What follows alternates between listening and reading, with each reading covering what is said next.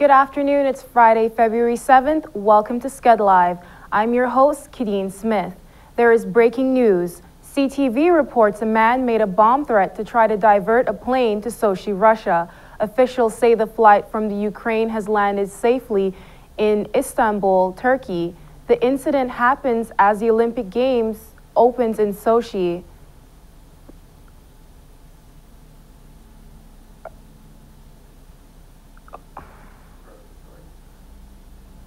Brad McDonald gives us more Olympic highlights.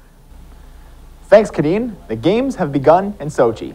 Haley Wickenheiser has led Canadian athletes into the Fish Stadium, but today's celebrations have already been marked by controversy. Russian authorities have pulled down Canadian bobsledder Justin Kripps's website. Kripps and his teammates are seen only in their underwear and a picture on the site. Many say the censorship is another example of the Russian government's homophobia. And here are some of the events our Canadian athletes will compete in tomorrow. The men's slopestyle will run at 12:30 a.m. our time. Canadians Charles Reed and Mark McMorris will compete.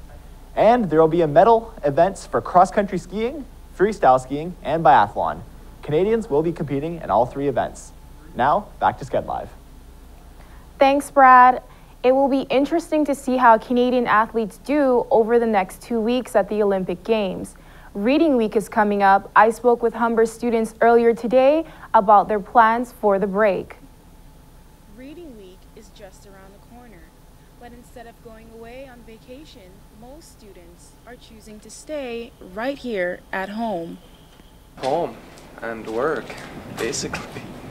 I'm not going anywhere for Reading Week. I work in 2 different programs, and they actually both have breaks, but they don't overlap.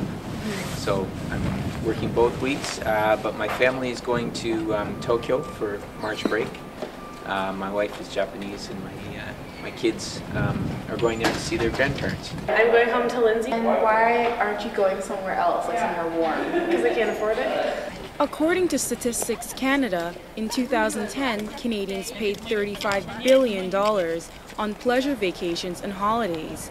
This year, it looks like the students are sitting this one out. Reading Week starts February 17th and runs until the 21st. While some students are going away, some are staying right here at home. I'm Kadeen Smith for skedline.com.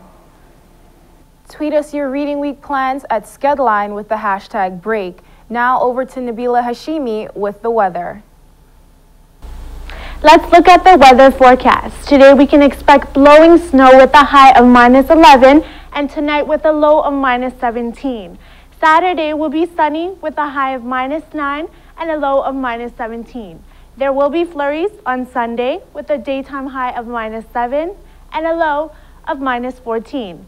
Monday we'll see a high of -10 and a low of -15 with a sun cloud mix.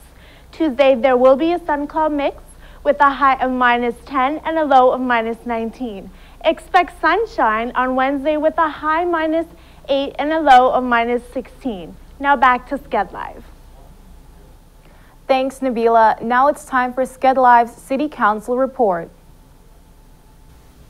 Welcome to Skedlive City Council Report.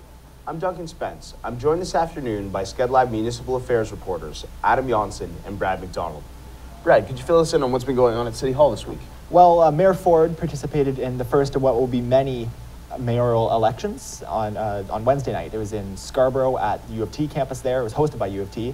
And one of the most controversial questions and answers was about whether or not the mayor would be attending World Pride this year. Toronto's hosting the event. It's a worldwide event. And he said, no, he won't be. He doesn't go to Pride. He goes to his family cottage on Pride weekend every year.